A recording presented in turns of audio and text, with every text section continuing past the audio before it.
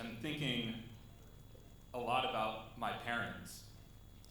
When I started on this journey 15 years ago, I had just felt the worst amount of pain I'd felt in my entire life through an injury.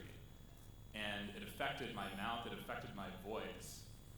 And I remember when I was deciding whether or not to walk in my purpose, my parents said you have to take those steps, even though it feels difficult, even though it's hard to speak at the time. So I want to thank my parents for this honor.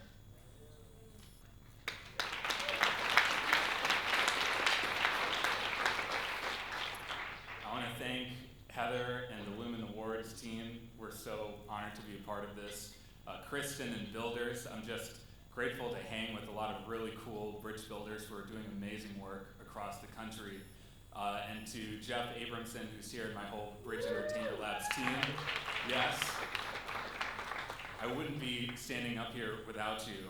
And I say these thank yous, especially for these teams I've been a part of over the years, because I learned early on the wisdom from Albert Einstein, who said, vision without execution is hallucination.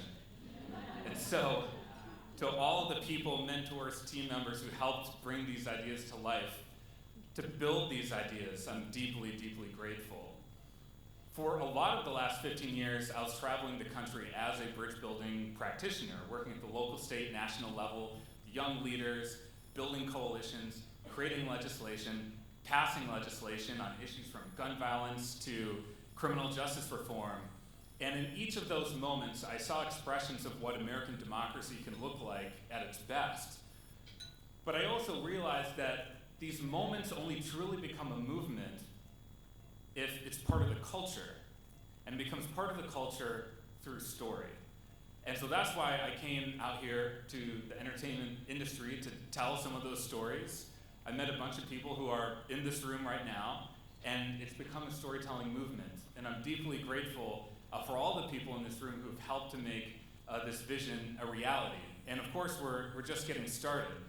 We believe that stories that are immersed, not in the absence of tension or conflict, but instead in the presence of nuance, are the best kind of stories to tell.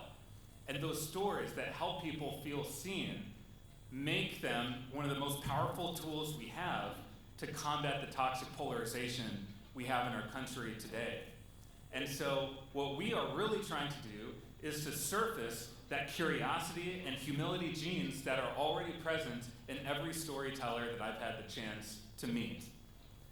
And this moment that we do this work, as America turns 250 years old, is an important time to be thinking about it. Because American democracy in many ways created the space for a storytelling industry like this to take root and emerge. But more than ever, we all know what's happening in the news. We see this onslaught of divisiveness and hatred and dehumanization that's out there. It's going to take a movement of storytellers to rehumanize Americans to each other during this 250th year. So yes, American democracy has helped to create the storytelling culture that we have, but it's this storytelling community that's going to reinvent American democracy in our 250th year and for the next 250 years to come.